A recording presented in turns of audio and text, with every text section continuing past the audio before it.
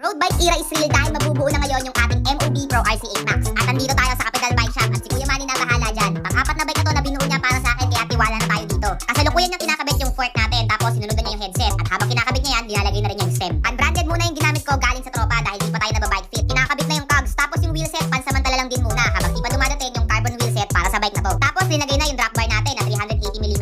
Then sunod na yung STI natin. Hydraulic brake set na Shimano 105 yung ginamit dahil nasanay na talaga ako sa hydraulic na preno dun sa FTV ko. Tsaka para kasi magda-downgrade pa ako sa preno kapag mechanical or rim brakes pa yung gagamitin ko para sa road bike na to. Yung RD Shimano 105 din syempre, pero bago ikabit yung crankset, ilalagay muna yung press fit na bottom bracket natin. Tapos syempre Shimano 105 din yung crankset natin na 50 and 30/40 yung Chainring. Tapos yung kadena naman para mabuo na yung group set. Pagkatapos sinunod naman yung pagkabit sa saddle. Naglalagay na ng carbon face bago init ng tama yung taas ng seatbone. Ilalak na lang yan tapos yung maliliit na detalye tinapos na lang ni Kuya Manny. Tsaka na natin ito ibabike check kapag kumpleto na lahat ng kailangan kong pyesa. Malapit na ito matapos at ito na, naging itsura.